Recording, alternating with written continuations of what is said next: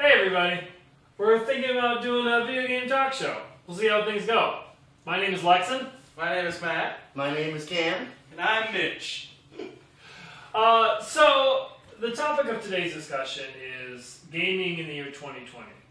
I think that right now we're at such a stage where there's so much stuff that's changing. The landscape of what platform people play on, how people play their games, what genres we play. So I thought this would be a fun topic for everyone. So I will be the moderator for this episode. And the opening question. With the mobile gaming revolution, we've seen a huge increase in the number of people who are gamers. Will we ever see a day where nearly everyone plays games? The way everyone watches movies, reads, watches TV, etc. Matt, thoughts? No, because I'm not sure that everyone watches movies and so forth. I tried to say the way, and I used the word nearly, because I thought, you're right, not everyone There's watches a lot of TV. third world nations. Yeah, there are a lot of third world nations, that's very true. But I guess what I mean to say is, do you think it'll have the same market saturation? I think it it mostly already does. I would think so too, but it's amazing how many people I've talked to that have never played a video game. Yeah. How many of them are in your same age bracket? Almost none. If not none. And I think that is a big difference, but and I don't know, I guess are you attributing it to just the age of the medium? Well, no, I'm attributing Yes. You're close. I'm attributing it to the age of the people. Well, Because they didn't grow up being saturated with marketing like the kids today are. yeah, well I guess that's why I was saying the age of the medium, because if the medium was older, theoretically older people would be playing it. I'm just Yeah. really Yeah, distracted by this. I'm thinking that, You think it will happen? I think everyone will just be playing games on their phone, like all the time.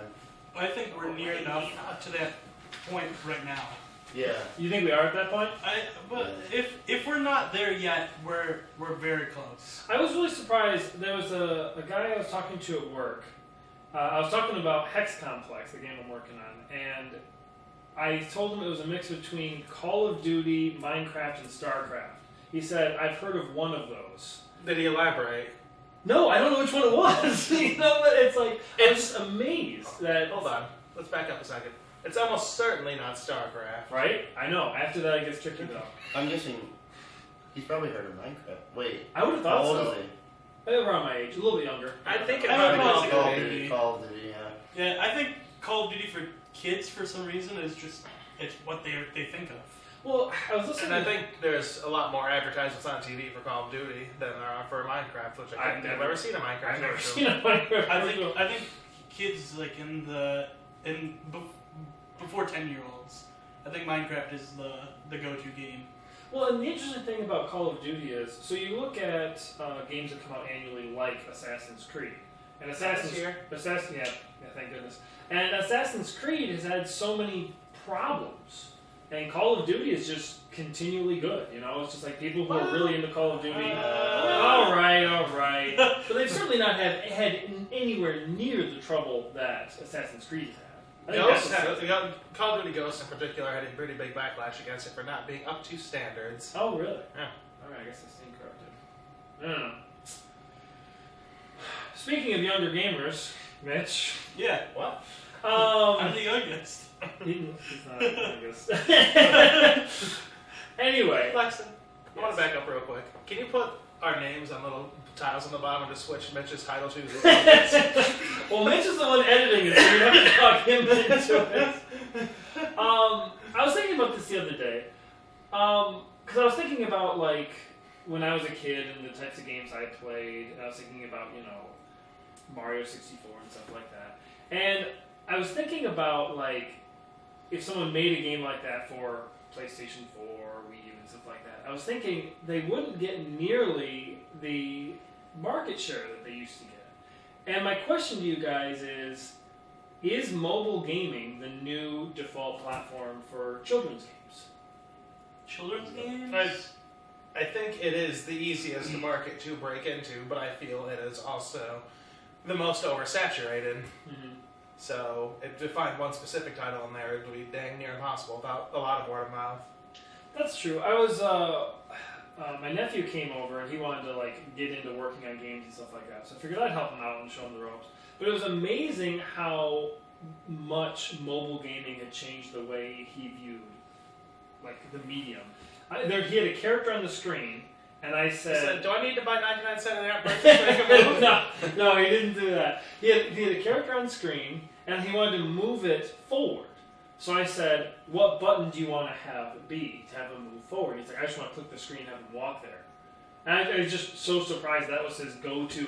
Just click the screen somewhere. And then I'm thinking, then you have to have like pathfinding AI and stuff like that. I was just like, press forward and move forward and press jump to jump and do some combination. How old is Quinn? I think he's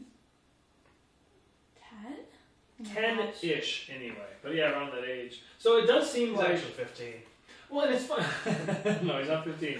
And it's funny though because Minecraft for phones and stuff has such difficult controls, and it's so limited, and it's like what kids play. You know what I mean? They play Minecraft on their phone. So I guess you're right. If you had to find a title on there, that's true. But I feel like if Nickelodeon or something or Cartoon Network was advertising a mobile game, And they do, but yeah, They are never that great. hey, pop quiz. yeah. What's one not published by Nintendo game on the Wii that had the how to phrase this?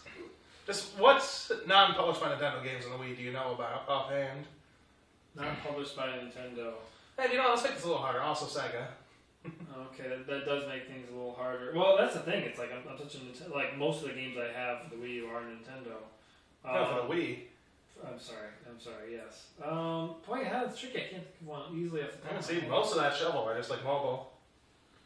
I wouldn't say most of it's shovelware I because would. I've seen enough of the shelves. But that's the thing. It's like there are so like with the Wii.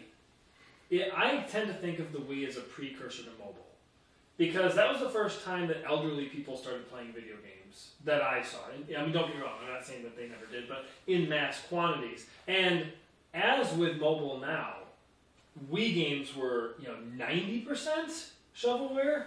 I mean, there were some really good titles in there, but yeah, it seemed like it was 90%. Now the And the Wii. PS2 before it. Yeah, that's true, but it didn't feel like it was as much to that extent. You've never tried to shop for old games. That's true, I guess.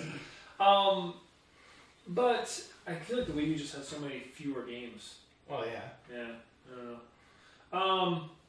I guess my follow-up question is, has mobile gaming always been intended for kids? I was thinking about this earlier, and the Atari was really marketed towards 20-somethings. The arcade was kind of the same thing, too. The NES came around and it was sort of a family-oriented thing, but the Game Boy, I think, was largely marketed as a toy. It was largely marketed as something for kids.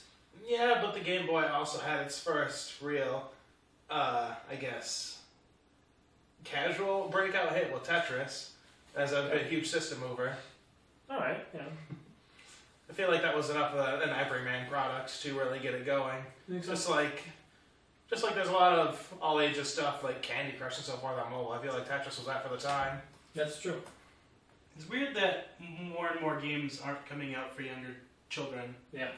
Like, well, besides for mobile, it seems like why isn't Xbox or Sony working on a game for kids? Like, they tried, like Kinect and stuff like that was kind of branded towards kids. Then they started getting like the exercise stuff, and then it's like, well, teenagers, young adults. Yeah, like the Skylanders and stuff. That's true.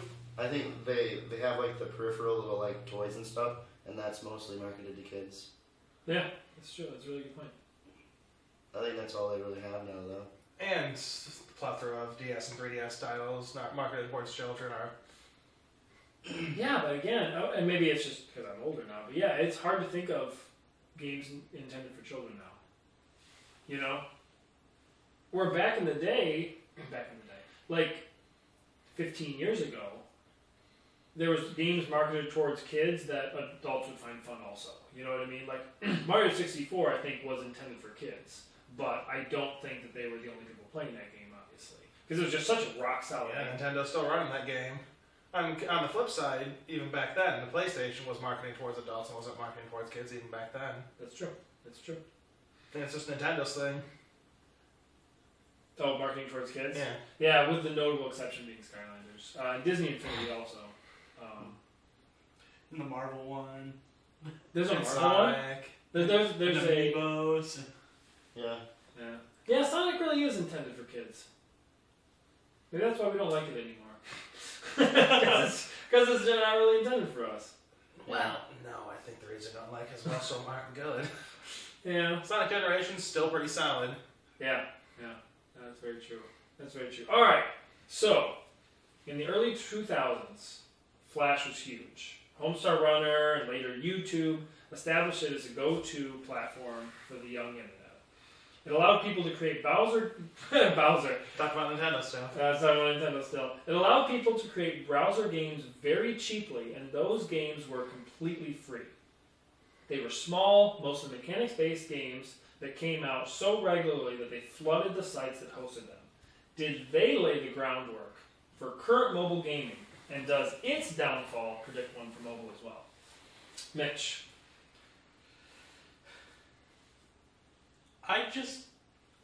Me being a gamer for so long, I've been a gamer for 26 years now.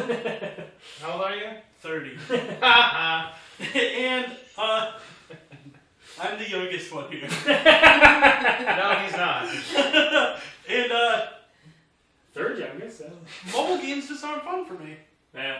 I don't know. I don't know if it's just because I grew up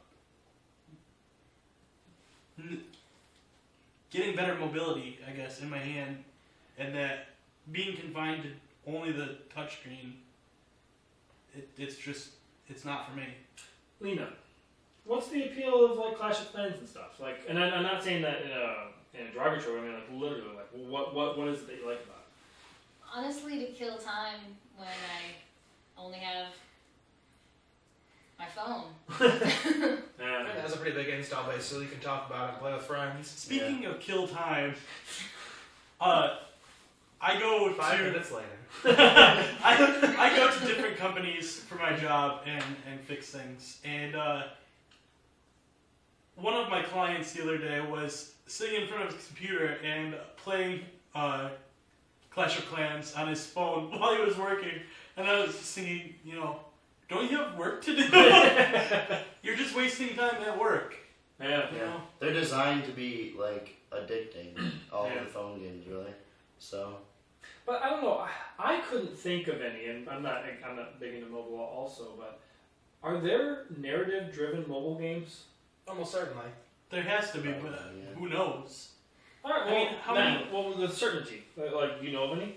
Like I said, I don't know of any off the top of my head right now on the spot, but Hmm. I don't know. There are a few mobile games that I like. Most of Flambeer's output has been pretty good. Ridiculous Fishing is just a lot of fun. Hmm. And, I don't know, going back to your broader point of stuff like Newgrounds hosting a bunch of games back in the day, predicating the mobile flood of now, I don't think that's necessarily the case. I think it's more that Flash was the first real time that you could self-publish a game versus having to get backers, get money and everything through the big corporations. You could just make something by yourself, and I think that trend is continuing through mobile. But that's the thing. I feel like that was true, and this is a ways back, but that was kind of true with Atari. Because there's a lot of people that don't get me wrong, they didn't become independently wealthy on it, but you were able to make a game on the Atari and share it with your friends. Mhm. Now they Then didn't. Nintendo started the Yeah. quality seal and shut down all third party, Yeah, they did. except for Wisdom Tree. Okay. Well, anyway. So I do feel like we kind of did have that at one point. Yeah, but that was during the very birth of home games. Yeah. You could do a lot more with Flash, and you could express yourself a lot easier. A lot of artists, a lot of creative types decided to go to Newgrounds just for that. Yeah, that's true. All right, a topic near and dear to both of your hearts. Wait, there's 3 of us. That's why I tried to point. Cam and Matt. Is who Oh. I'm aiming for. All right, you guys would know better than any of us. Why is Twitch so successful? Oh, hello and welcome, loyal viewers. Hello, everyone. Hi YouTube. Twitch.tv/notcam. Careful. DJ Salt. I think the community really drives it. Like when you watch a stream and the community's all like chatting and stuff, I think that's the main reason people do it, because like the people watching. Main reason we do it is for the community. Yeah. I think it's mostly just because they like having someone else watch them and chatting with people. And It's a good way to make internet friends. Yeah, and getting to meet people is what. We have plenty of friends that we know just from Mhm. Twitch. Uh, Too. Pete Bot and Sam. Shout out to Sam. Shout out to Peatbot.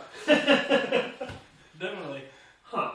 Well, do you think that games as spectation will grow?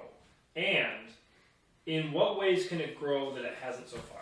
Well, I mean, I think the growth of gaming is obvious as a spectator sport with the emergence of esports. CBO's getting bigger every year. ESPN is picking up esports. Yeah. Right. But the weird part is, it seems like esports and Twitch aren't separate things, but it seems like Let's Plays and esports are almost just completely different audiences. They're the same medium, but... It's casuals versus the Oh, hardcore. boy. Well, are you guys in a casual group then?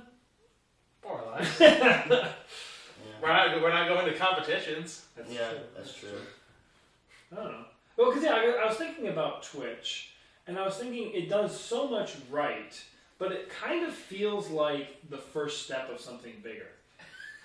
Really? She's trying to even out the lighting. Yeah, I'm helping. Well, it is incredibly distracting. I don't know. Is there any way that, like, what can Twitch do next? Like, what can they do besides better servers and stuff? I don't know. Maybe I don't know. This is something stupid, but what if they did more channels like Twitch plays Pokemon, but making it easier to do for for us, like we set it up instead of trying to figure out the code to make it work correctly. Right. I think it would be fun to do more streams like that, even though I think that's kind of lazy too, because you don't actually have to be there to. I kind of feel like that train has sailed anyway. Yeah. That was cool though when it happened. Yeah, it was cool when it happened. Did you catch that next one? Oh yeah. You mixed metaphors on that one. He said he thinks that train has sailed. I wouldn't have gotten that. Yeah, I don't know. Cause yeah, like I said, it just feels like it's the first step to something bigger. Yeah. And I feel like I'm sorry. I feel like they could make it easier. I don't really watch Twitch that much as I stream on it, that is, but I feel like if you ever like click on a game you want to watch, and like the top few people are usually the ones you're gonna want to watch, but they're always like, you'll see like someone's broadcasting the game for like an event that's going on, and then it's like the top two are always having millions and millions of viewers, or not millions, but thousands and thousands of viewers. Yeah. And I feel like view botting is like a big problem right now, where people will just like they'll make fake accounts, or they'll have like some sort of program that'll like add more accounts to their viewers list. So then it looks like they have a ton of people watching, and I don't know. I feel like it'd be nicer if they had a way for some of the like channels, like the smaller channels like ours, to get viewers in, because it's Like Twitch Spotlight. yeah, like, you know, because it's nice to see some of those really popular ones, but I feel like sometimes you'll have more fun watching just like two regular people play the game. I think that's definitely true, because sometimes what I'll do is scroll down. You can keep continually scroll down because it will show popular games, and I look for unpopular games just to watch to see what other people are doing. Yeah. Who might have lower viewer counts, to see what they do that's special. Right. There's a guy I watched the other day who all he does is hunt for achievements. So he'll be playing 3 games at one time, like have one thing doing something automatically, and he's like doing stuff over here and like doing this and then talking to his wife or whatever. I was like, oh my god. Man, how's he gonna get achievements talking to his wife? That's really impressive. All right, next topic. A topic very near and dear to my heart. Is indie here to stay? There was an indie boom, I kind of talked about this already, but there was an indie boom with the Atari Age. There was an indie boom with the aforementioned Flash Age, but they both kind of faded away. Is the novelty of game creation losing its appeal, especially as Steam Greenlight gets flooded with low-quality games? And again, I think that question is somewhat disingenuous, as the reason it went away in Atari is because Atari faded away and Nintendo stepped in, and Nintendo said no third party, so it kind of axed that out the gate. Flash is just diminishing returns. Basically, a lot less people are going to Flash sites, Newgrounds, stuff like that. And so those people moved to building their own standalone EXEs and so forth for a bit, or eventually mobile. I feel like the indie boom didn't go away so much as the audience interest waned in what they were doing. Well, I feel like it's more of a sine curve, or a sine wave, really. And I think that Steam specifically is where it's at. As far as indie games. Well, Yeah, Greenlight has like a bunch of crappy games, but I think the ones that are truly spectacular stand out, and people still play them. Now, Matt, you seem to completely disagree with what Mitch said. Why is that? glance at Steam Greenlight or Steam Early Access, either one of those programs. It's, I mean, yeah, a lot of indies do come through Steam, especially. I mean, well, that was a dumb sentence, so I'm not even gonna finish it. Okay. But I don't know. I think it's the same thing with mobile, where they're just getting drowned out by all these people just trying to cash in with make a quick buck. Yeah. Find some assets on Unity, flip them, try to make a buck, skedaddle. That'll be. I mean, sure, there's a vetting process, kind of, on Greenlight, What is the vetting process? saying, "Do you like this? Yes or no? Oh, yeah. Would you like to see this greenlit?" And But on that's Steam. the same problem with Twitch, though. You can just make a program that does it for you. Yeah, and also you can a bunch of different ways to get stuff up on the Greenlight, but again, I feel like the playing field isn't level. It's necessarily. I don't know. I feel like any games that are greenlit that are actually good, they won't be indie games anymore because they'll become studios or something. Yeah. Anything that's actually good, if it's an indie game, will just be a normal game instead of indie. Unless you're Tim Schafer, in which case you'll be indie for like 30 years. Yeah. Huh. All right. Something near. Oh, I guess I just said near and dear to my heart. But something I'm really excited about is, do you guys think that VR will be successful in 2016? No. No.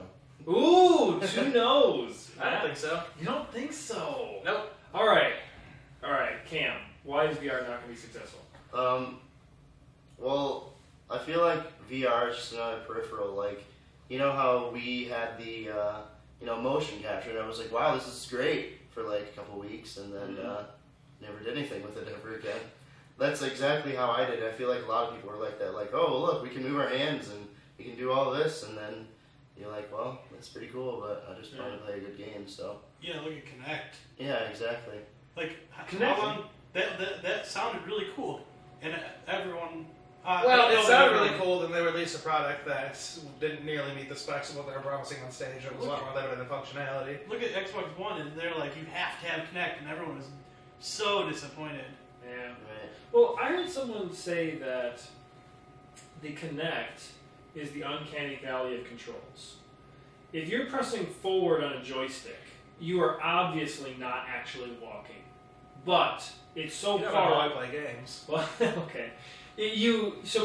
But it's so far away you know that you're not walking, but you can assimilate the two. You can, I want my character to move forward, you can just think of it. But walking in place never feels like walking. You always know, I am not walking right now. I am constantly reminded that I am not moving. And so when you see your character move, you get this weird disconnect. And it just kills the experience. I guess for me, I feel like I don't know if VR is going to be successful. I'd give it a maybe if I have to I say yes. feel like if it went down in price, that setup we saw a few years back with the Omni treadmill and VR headset would do a lot to alleviate those issues. That seems awesome for arcades. I have a hard time imagining 10% of people buying those. You know what I mean? Right. It's like there's no way they're going to get this mass adoption. They'd have to have a really good game Yeah. to buy either of those things, or Well, both. And then I guess the other thing about What a VR safer price to go to. doing well Right. this year would be it's got to have great games. Yeah. And nothing that I've seen so far has looked great. Well, you're forgetting about Half-Life 3. Oh my gosh. Half-Life 3 was not confirmed. I don't know. I'm sorry, I don't remember the name of the game, but there's a game. There was a game, the Starfighter game Eve. that. Is it Eve? Eve Online? It might be. No, I think it's the other one. No, he's thinking of the one. Oh, Evangelion. No.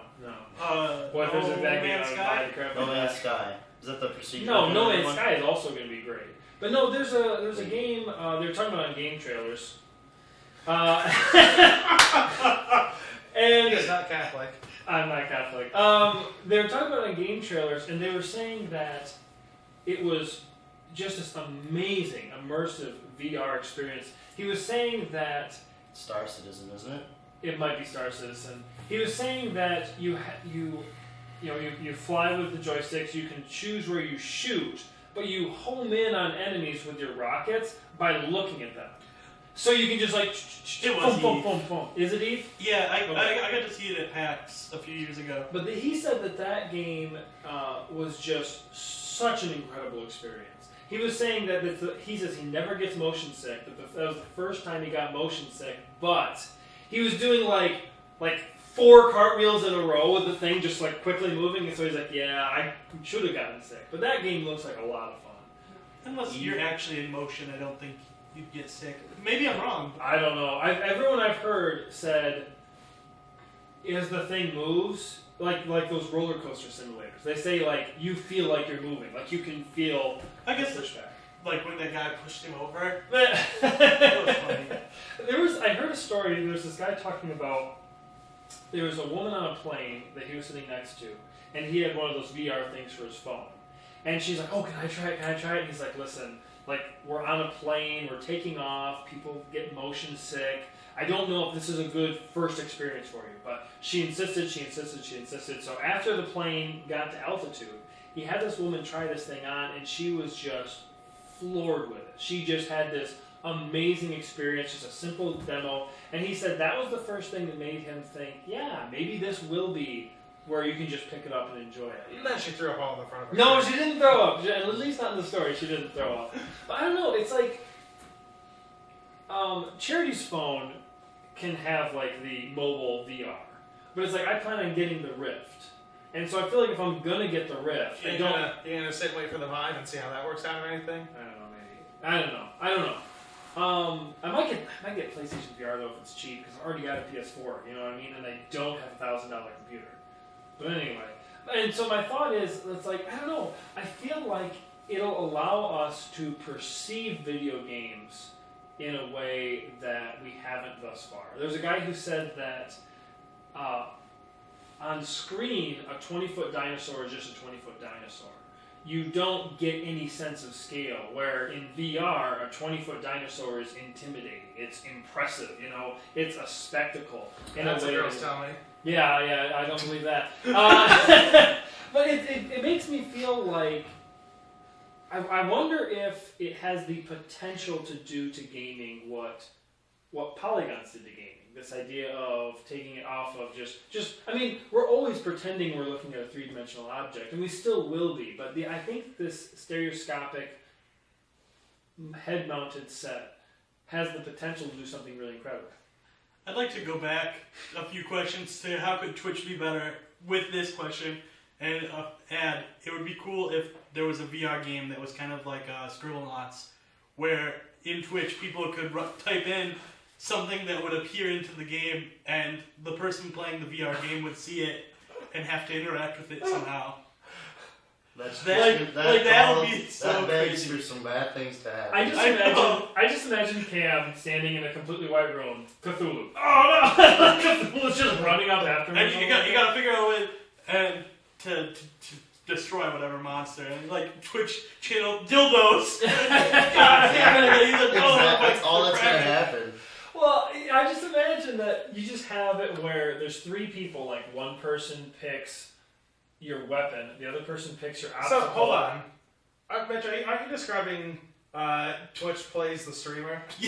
How does Twitch play the streamer? I just made that up. That's what he's talking about now. Yeah. Well, no, but so one person picks your weapon, one person picks your obstacle, and the other person picks your objective.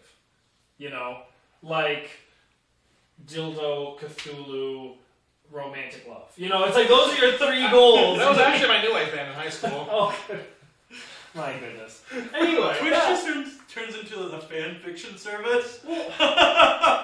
the way I think, and this is kind of tying to relatively different points, but I feel like they were talking about making a situation where you could have VR headsets and you would be in like a stadium, and like you could like have avatars and walk around, and like that's how Twitch could work, where you could see like a stage where someone's playing a game, but it's not a screen.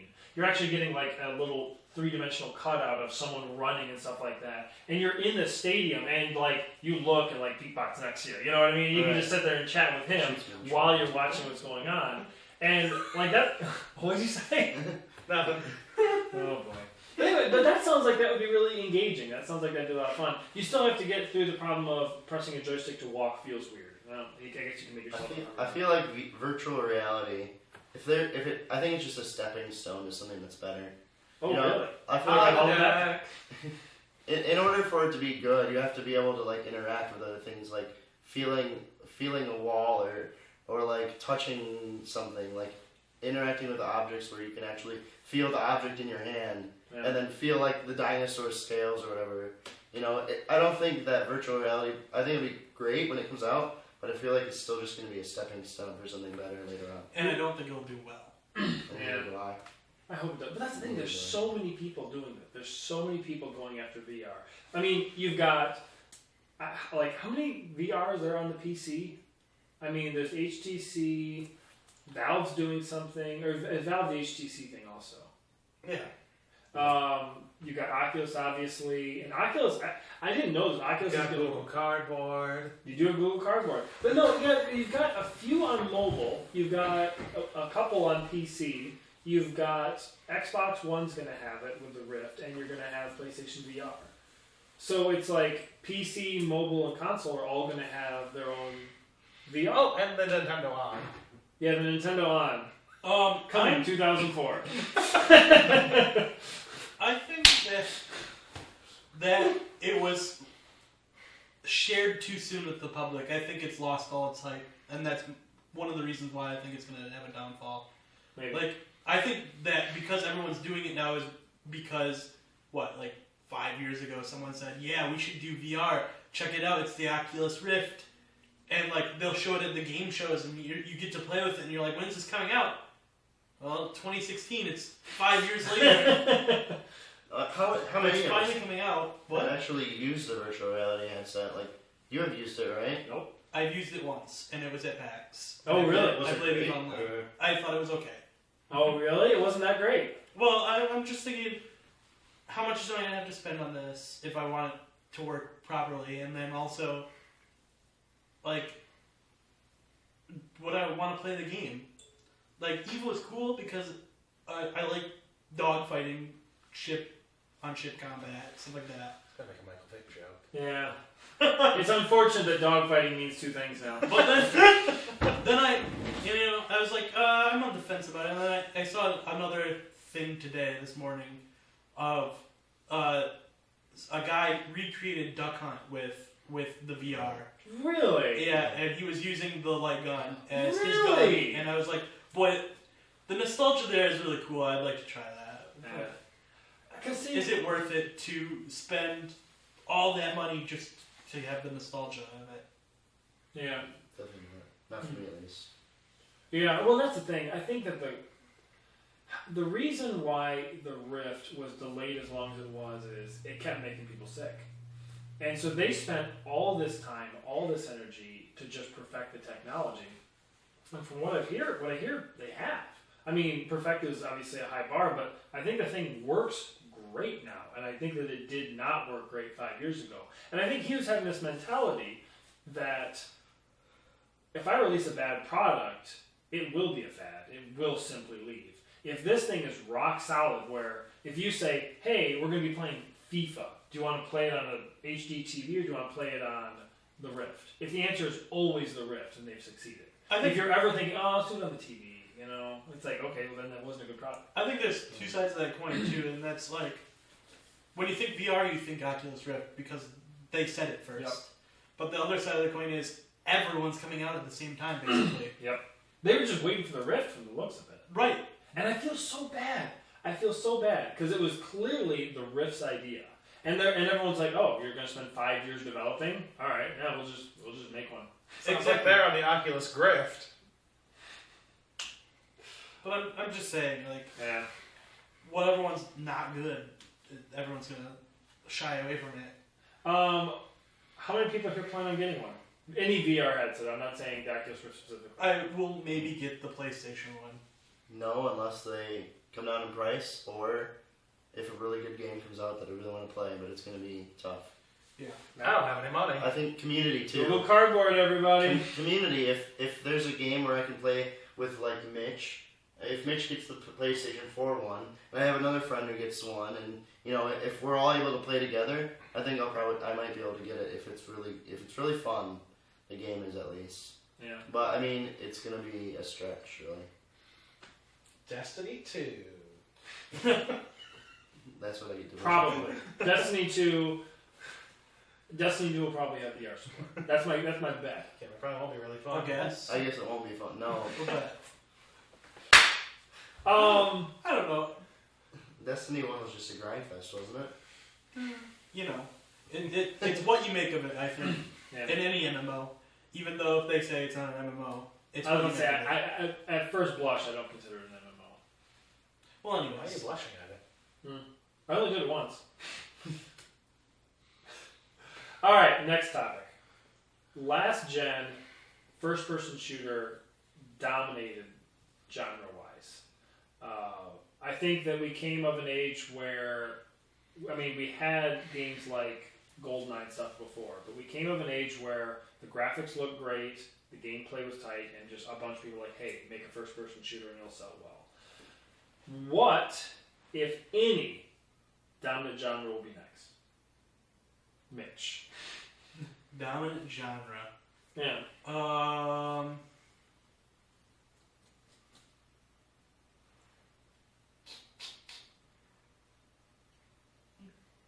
I'm gonna say that the kids growing up now are going to want games like Minecraft, where they can build and create, and like I said earlier, it would be cool if Twitch had the option of you can put stuff into the game, because I think that's what people are gonna like, that they can do whatever they want, and gaming becomes more like anybody can do it. And your limit is your imagination, you know. I think that's where games are going to be popular. I think that probably also first-person shooters stay number one. I feel like first-person shooters being number one largely depends on the success of VR. Because what I've been told is people don't like first-person shooters in VR. I don't know the specifics. I get the impression that, like, people who are afraid of heights, if you're on a tall building in VR, you get very afraid of heights. And I think something about someone shooting at you isn't quite as much fun in the actual as it is in the nebulous. You know what I mean? Right. So I think that kind of kills it. So I feel like if VR is where it's at, and I think that's fairly unlikely. I think that would really kill the prospects. Next, I want to point out just for us, not for these people. You can edit this out, Mitch. I just want to point out that imagine you and Andy playing a VR game together, right? Yeah. Imagine that pushing Andy off a tall building, how mad he would get at you. That's true. I can just anything's not gonna die. Oh, so for everyone else, Andy's afraid of heights. I guess that's really all you had to say. If someone who's afraid of heights got pushed off. Right. Yeah, that's a good point. I guess. Yeah. But all right. So, do you think Microsoft already said they're working on Minecraft 2? Oh, I was gonna mention, you know, Did they? the Surface and the VR and their demo of Minecraft. I think is another reason to believe that creation games with multiple people are going to be popular, because if everyone had a VR headset and you're standing in front of the Surface and you're playing Minecraft together, I think it'd be really, really fun. I think, Charity, correct me if I'm wrong, I think that was your favorite thing about last year's E3. That was so exciting to see them use that, and it's something that I've never seen before. Yeah. So that was very exciting, and I'm not in the world of games a whole lot, but I don't know, to see that was, I don't know how often I would personally use it, but to see that, and it was just the experience. I think that it kind of gives you to see that. I think it's really, really awesome. Yeah. Well, and I was thinking that would work equally well with a VR headset. You know what I mean? Like you can just look at stuff and just play stuff. There's no reason you couldn't do that with a VR headset. I don't know, I feel like the difference between the E3 Surface and the retail Surface will be the same difference as the E3 Connect versus the retail Connect. What do you think would be different? Just be shittier and less functional. But see, my thought is augmented reality isn't new. I mean, the original 3DS did that. Huh? And they did it pretty well, honestly. I mean, I didn't think they did it wrong. It's just, it wasn't that engaging looking at a small screen at the whole world. You know what I mean? Like, I feel like that was the problem for me. It was funny, we were at a... Well, I have to consider it, like, smartphones have had augmented reality of a sort forever. Just like the little camera overlay over your actual camera. Yep, that's true. This is kind of a side note, but there was we were at a show and we were just like sitting there, didn't have much to do, and I was saying, hey, you know, if you get a QR code, you can have like the 3D Pokemon on there, but I didn't have any. So this girl looked up one of the QR codes on her phone and sat there and tried to draw all the little squares in the right spot and make it just perfect, and she got the thing working. It was really quite impressive. Yeah, it didn't work at first, and she had to sit there and make sure all of the edges were perfect, but yeah, then that was so exciting. I like, yeah, someone just drew a QR code, so that was pretty cool. Dang. Yeah. Huh. I feel like FPSs will still stay on top though. Yeah? Yep. Because, see, I feel like... I asked somebody recently, I said, do they still make Madden games? Because I hadn't heard about a Madden game in, like, 3 years? Well, how do they change? That's the thing. I mean, from what I can tell, Madden games improve and people buy them. Just continually. Like it's almost like the Madden Call of Duty crowd is completely independent of the rest of the gaming crowd. And so it's like, they don't... My brother plays Madden every year, but it doesn't really touch any other games. Yeah, and I think there are people like that. There was a guy I was talking to at work. I literally just told you there are. You don't have to think that there's people like that. I literally just told you there are people like that. Yeah. Here you go, man. Anyway. I think side note on what Mitch said about the creative games too. I think like I was thinking when he was saying that like Space Engineers, like a more advanced version of Minecraft sort of, where you have kind of like the same what Minecraft does, but it's building on kind of like a larger scale, like different types of things. Like, what was it? Kerbal Space Program? Kerbal? Kerbal? Yeah. That's also similar type of game. Yeah. Where you can build like Minecraft, but I think those will be pretty popular too. I don't know if FPSs will lose. Like, I think FPS will still be on top. I think those will be a close second or maybe first. And then like a third, I think massively multiplayer is still really big. Look at like even though you so far from what I read, No Man's Sky, you can't play with other people, but you can see other people's planets, what they've been to, and stuff like that. I've heard them described as a massively single-player game. Right. Where have I heard that term before? Is it Minecraft? No. Boy, I've used that Oh, marketing term before. I thought you were saying that, I thought that you knew the answer and you were just being you just weird. pointed Matt. No! Alright, you think about it while Mitch says the rest of his point. Oh, this is gonna bug me. And I think that it's going to be easier and easier for more creators to have massively multiplayer games. Even if it's, you know... Second Life. Yeah. Oh no. I think it was Spore way back in the day described itself as massively single player. You're probably right. That makes sense. Because like it would download everyone else's little alien creations, but the game was still single player. You could just encounter other people's creations on different planets to explore. Yeah. But that is definitely my genre. I love to play with other people in a giant group. Yeah. Yes. I have a different answer than both of you, actually. I think third place. Like Mitch said MMO, but I think it would be like puzzle. Like how we were talking about the phone games. It's Hard like to beat anything, like puzzle games, anything you can do. Like while you're waiting at the dentist or something, just waiting to go in. You know, just do something for like a minute or two. Yeah. So what is something very different?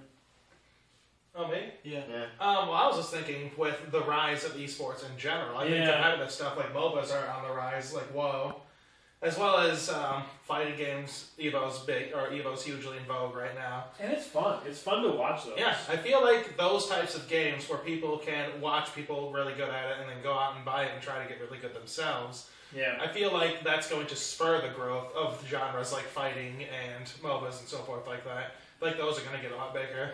I think you're probably right. I would point out that MOBA is massively online battle arenas. Are they massively online though? Yeah, it seems like are It's they? only a 10-player game, really. Yeah. Yeah, but I mean, how many people are actually? You can communicate with the entire community if you wanted to. Yeah. Oh, we're communicating with an entire community right now. Are we massively online? Yeah. We are going to be. Hi, YouTube. Twitch.tv//.cam. There you go. Well, so talking about puzzle games, I was thinking about scope of video games. Now, don't get me wrong, we still have our Fallout 4s where they have these just huge games and stuff like that. But it seems like we're not getting as many large games as we used to because of the move to mobile. Do we think in 2016 we're going to start moving away from that? Do you think games are going to get bigger than they used to be? I think you are just not observing how many big games continually come out. I guess I mean more percentage. I don't know, I feel like a lot of open world games are coming out every month. Open world games are coming out every month. What games am I missing? Let me see, like what's Far Cry Primal coming out pretty soon? Yeah, Pretty soon. Oh, Yeah. yeah, that's one. Like Far Cry, Assassin's Creed, all those things just huge, open, Just- expansive worlds. Yeah, Just Cause is another Just one. Cause. Yeah. I mean, I haven't played 3 yet, but I love the zipline, and that's why I played Just Cause. So. Man, Primal's gonna be so great with all the zip lines. Wrong game. But no, I mean, just consider how I'm pretty sure GTA 5 holds record-breaking sales and still does. I think that market is alive and healthy. All right, so I guess am I wrong? Or is scope for games? I think it's only gotten bigger because that's a huge marketing push as well. They can say, "Oh, our map is as big as this," and they'll get that many more people. I guess maybe I'm misrepresenting myself. I don't mean scope as in how big is the map.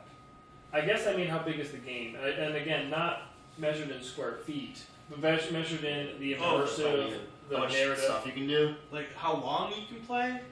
What are you saying? Yeah, I guess I'm kind of a little bit of all of it, really. Like in GTA, how you can just you can go killing people, but they also have you can golf now, and you can play tennis, and you can do this, and you do that, and all this. You can only do grab some of a that in bag. esports. Yeah, that's true. That's true. Only some of that. Esports still sold pretty well though. Yeah, it did. It's still fun. I didn't get it for the Wii U, but I'd like to. I don't know. Yeah. I don't know how to answer your question. I think there will always be a popular type of game to be able to play as long as you can. I remember working at GameStop. One of the managers there would try to sell games based on the time length, and I'm just like, Oh yeah. you know, I don't know that I would like to be stuck on a game for Yeah. multiple hours. I like to switch and change it up. That's why I like competitive gaming right now. CSGO and League of Legends. It's like I have an hour to kill on one game, and then I can play the other, and then I can move to something else if I want to. I don't know that I really care for the lengthiness of games. On the exact opposite spectrum, I don't have a PS3 yet, but I did because I saw it at GameStop for like $30. I bought the Disc Guy Triple Play collection. Each of those games you could spend like hundreds or even thousands of hours in. And it's got 3 of them in one, so I'm the exact opposite of Mitch in that one. I want to sink my teeth in and get down in. Well, and I guess it's like, for me, I think if someone tells me a game is 10 hours, I'm more inclined to get it than if they tell me it's 40 hours. Because I feel like, oh, cool, I can actually beat that game. Like, I'm really busy all the time, and so even while I'm busy, I can knock this one out in a couple of weekends. You know, where, a 40-hour game. I think that's the same going back to like mobile games where you can play for like 2 minutes, do your daily stuff you have to do every couple of hours, and then do whatever else you have to do for the day. It's like it's for busy people. And look at we played Until Dawn in one weekend, and how much fun that was. That was amazingly fun. We all beat it together. Isn't that great? Yeah. It was scary fun. Yeah, it was scary. Yeah. Until Dawn's really good. Really good game. But see, for me, like, even if I have, like, maybe, like, an hour to play a game for a day or something like that, I still like those long-form games, so I can go to work the next day and think about, like, oh, what am I going to do next when I go home? What goals am I going to set for this? You know? Well, and I was thinking about YouTube videos, because Andy, a friend of ours, was saying that if he doesn't like watching long YouTube videos, like if it's too long, he won't watch it. And I'm in this weird spot where when I'm at work, I have 20-minute breaks. And so if I can't find a series of short videos, I'll pick one that's like an hour and a half long. And I'll just watch the first little bit of it, and then I'll watch the next little bit for the next break, where it's like, it's infinitely modular if I want it to be, And I feel like that's kind of how you're saying it is for video games.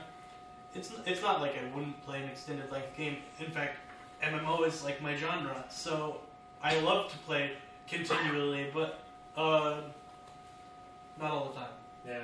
Like, I as well as you are very busy, and playing is normally just the weekends. Yeah. Or maybe a few hours at the end of the night. Alright. Big question. Completely speculation. What's the NX gonna be, huh? Cam, start us off. What's the NX gonna be? I think it's just gonna be a Wii U, but with more features. There you go. Like a Wii U and a half duct taped together. Yeah, exactly. I don't think it's gonna be the next generation of consoles, but I mean, technically it's the next game. It's the next console, but I don't know. I don't think it's gonna be like a generation improvement. Yeah, I feel like how they have like Pokemon X and Y, and then they have Z. Well, hopefully. Still not surprising. Yeah, Yeah. very surprisingly. I think it's just gonna be the Pokemon Z of Wii U. It's just gonna be the Also- same thing, but with some added features. You say they announced a new Pokemon, which means Z might not be coming. We might be going into the Gen 7 directly. No, what did they announce about the new Pokemon game? No, they announced a new Pokemon. Oh. You need legendary or something. Yeah, it's going to be featured in the next movie, which, it's not going to be in the games for a bit, but usually that's a sign that next gen is coming, because Yeah. you can't really download, they can Unless patch they the game, I guess, did it. nowadays. Which sounds crazy because you can't hide. No, the legendaries that still haven't been released were found day one on X and Y. so- Right, exactly. I know, I hate that. It's like, sometimes data miners do some really cool stuff. They're like, oh, did you know that in GoldenEye there's this thing that you could never get? It's like, oh, that's really cool. It's like, hey, here are all the Pokemon. It's like, okay, I didn't need to know that. It's like, you just ruined And this then game. that's what for happened me. with Binding of Isaac Rebirth with the Lost. Right. Poor Evan McMillan. Yeah. He hit a secret so deep in the game, and a day of the miner was like, oh, we found it. I think about that all the time when I'm working on games. I'm like, how can I hide it from someone who has all of the files? It's like, what are you going to do?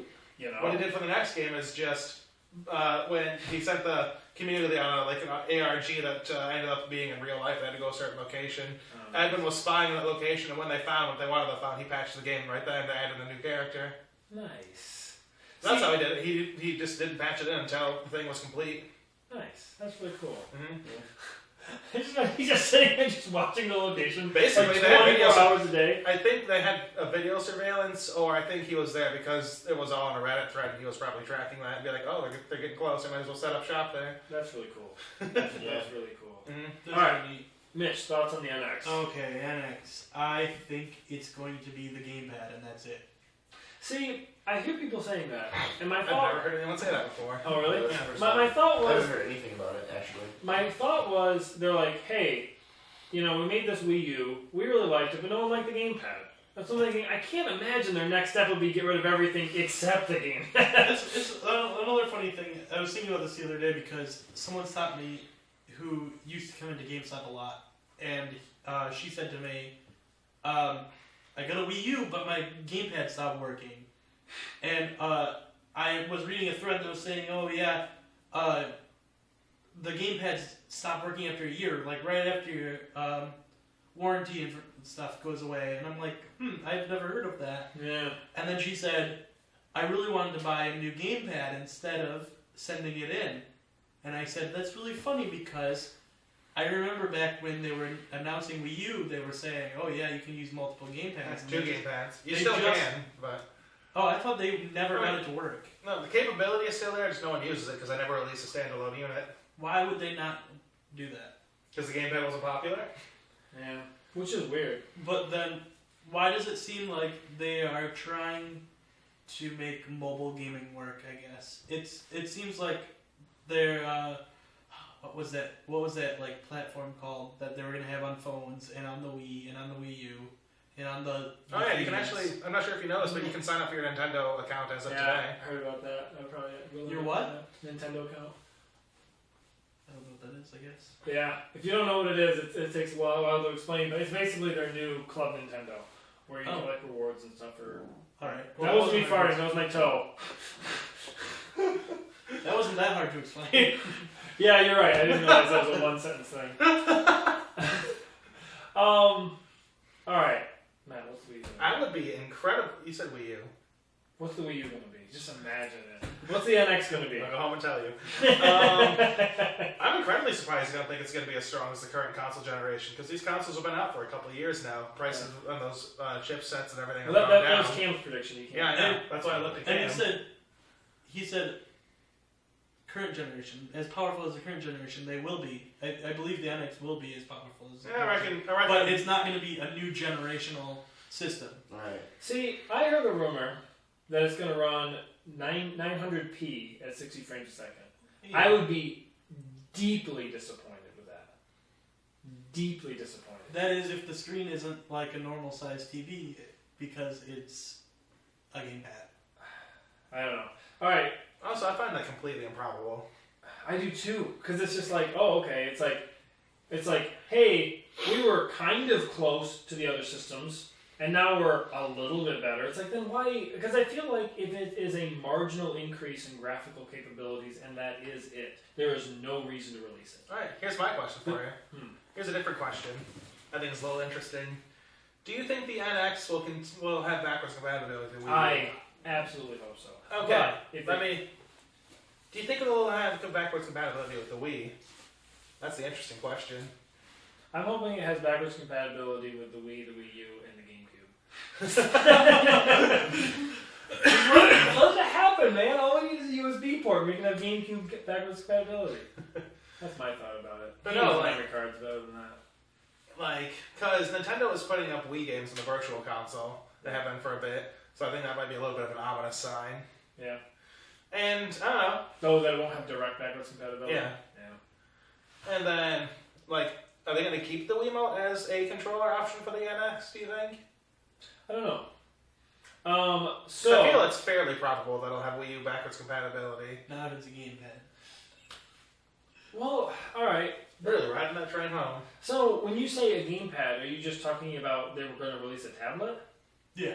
A powerful tablet? A powerful tablet with buttons.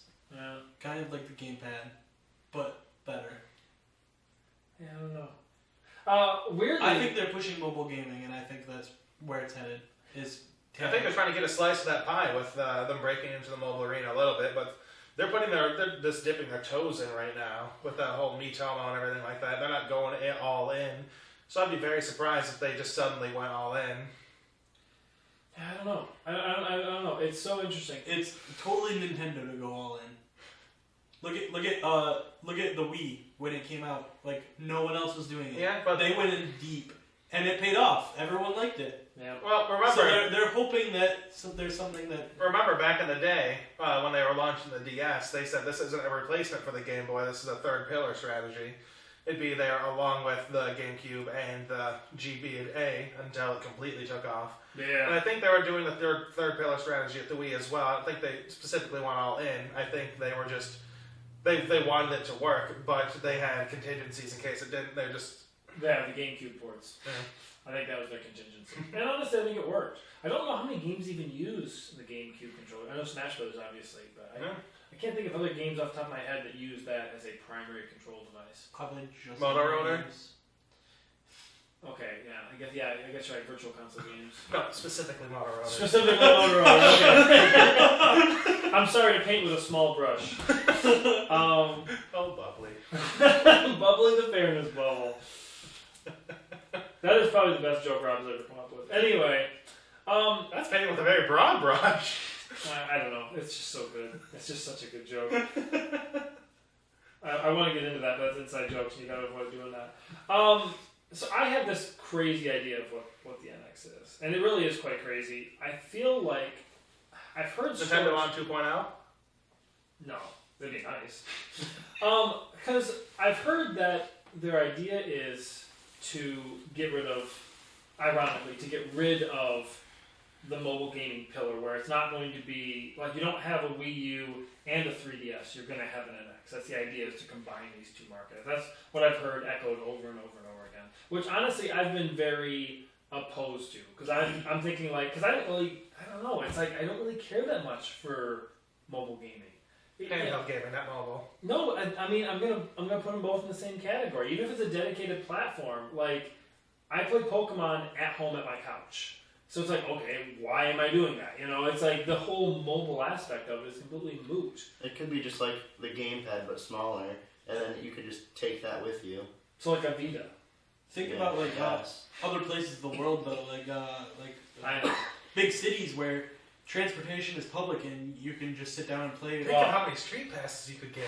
Well, that's the thing. And I mean, I think the 3DS is designed for Tokyo. Like, they built it for Tokyo. Because it's like, Well, hey, they built it for Kyoto, but no, okay, Kyoto also, but I think that they primarily built it with Tokyo in mind, because it's like this whole passing by people, you know what I mean? Like, when the 3DS was unpopular in the US, like, you would go months without getting a street pass. Like, it wasn't like you would just be passing by people all the time. And so I feel like... it really was quite a nice turnaround they did. Yeah, and I know, they took a really unpopular system and made it popular. Mhm. They couldn't do that twice. They were right with the price cut way back when. They were. But if they were able to do what the Vita tried to do with the PlayStation 3, where you can play your PlayStation 3 games on the Vita, if they could do that right, where the handheld is a peripheral to the NX, where a VR is a peripheral to the NX, where a television screen is a peripheral to the NX. So what you're saying is like a Wii U that doesn't need the Wii U to be, or a gamepad that doesn't need the Wii U to be on to function. No, but one that can do it from a distance. In a distance meaning like 30 miles. You know what I mean? Like if it was able to talk over 4G to the device. Again, that's way speculation. But it's like, I don't know how they can make this work. Because it's like if they do the gamepad idea, it's like, hey guys, we made a really big cell phone. It's like, okay, but it can't make calls on it. It's like, boy, that kind of sucks. Oh, You know? look at I would do so many things to see a Nintendo branded cell phone. It'd be funny. I'm sorry, Mitch, what were you saying? Look at the popularity of the iPad, where you didn't need to be connected at first. Yeah. I really think they're going to The iPad- tablet-sized screen with buttons on the side, and you can play it at any place you want. That's not constrained to. I feel And your games aren't going to be like mobile games or Game Boy games, where it seems like it's reduced quality. But what good would that be? Like Zelda, the new Zelda game, and everyone's saying it is, but they were just speculating also. If the new Zelda game comes out on the NX and the Wii U, and the Wii U is a tablet, if the NX is a tablet, I am absolutely getting it for the Wii U. No question. See, let me pose you this. First off, here's an interesting question we haven't touched at all. What format do you think it's going to use for physical media? Do you think If it's a tablet, then it makes perfect sense why it's digital only. No, what I'm saying is, do you think it will use CDs, which optical media is kind of dying, and like things like cartridges, like an SD card, something like that stuff they use for the 3DS, that's only getting cheaper to make them. It's getting cheaper to make those than... Are you telling me you think that the NX is going to use like SD sticks?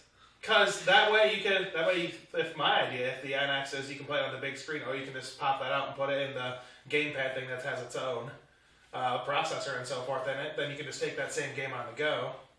Do you think you could fit 50 gigabytes on one of those? You'd know better than I do.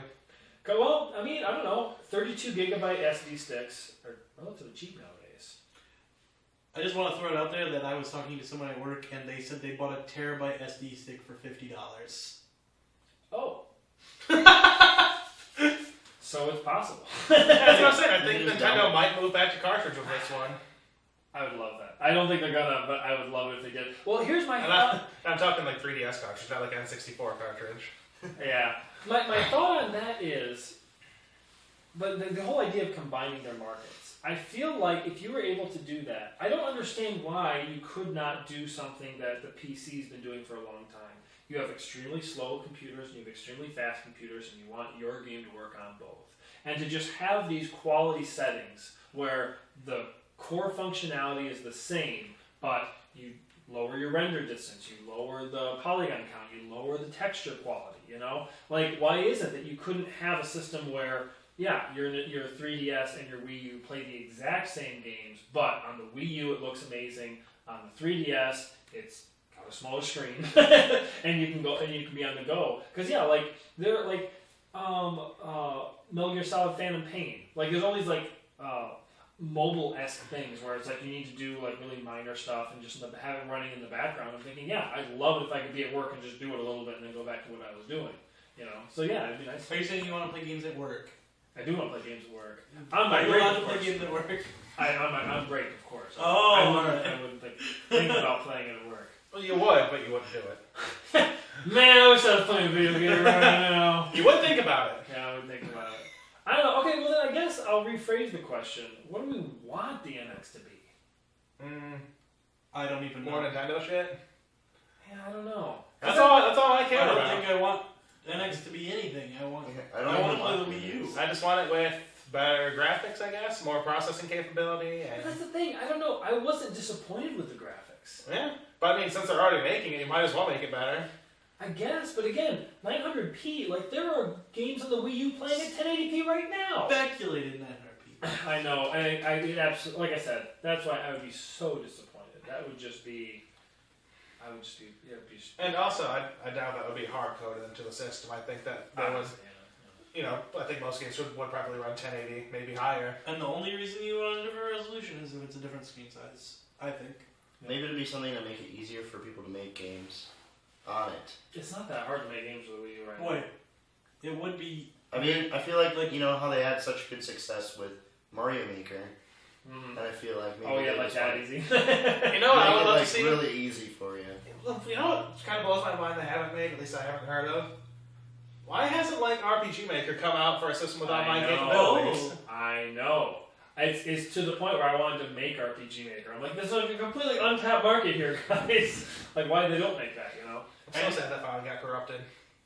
And I think that would just be another point of. I think that community-driven story games would be really popular, you know. And RPG Maker is just it's something you would do, you know what I mean? Yeah. Yeah, I think so too. I don't know, Cam, what would it take to make you buy an NX? A really cheap NX. But that's the thing. I feel Smash like, 5? I would have to be Smash 5. blown away when they finally release some details. I know. But yeah, I don't know. So, Cam, do you really Did think you hear it's... that they're gonna have there's rumored to be Smash Bros at launch for Yeah. NX? And almost everyone's like, guys, it's just going to be the Wii U one. There's no Yeah. way to make Maybe it. the Wii U and 3DS stages on it both, but Yeah, I don't think. But see, I don't and know. like maybe Master Chief is a exclusive character. But Cam... Master Chief, yeah, there you go. And Solid Snake. What was it? Platinum Games. People were like, hey, why don't you get Bayonetta 2 on the PlayStation 4? And they're like, well, you have to ask Nintendo. And while you're at it, why don't you ask them to port Zelda and Mario 2? It's like, they published it, guys. Like, there's no way they're going to let us do that. Yeah, I don't know. If the Wii U is, if the NX is less powerful than the PlayStation 4, why would I buy it? There wouldn't be- Exclusives. That's the thing. Then just put those exclusives on the Wii U. I already have a Nintendo system that isn't as powerful as the PlayStation 4.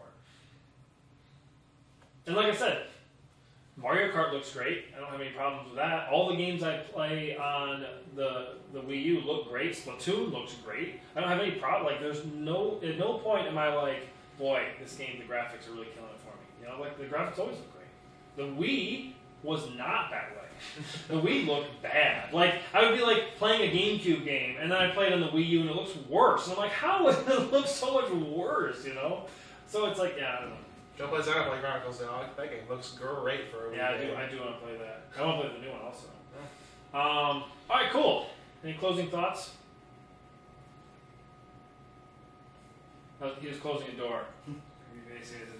All right, Cam, any closing thoughts? Gaming in 2020 is going to be the same. I think. Really? That's my closing thought.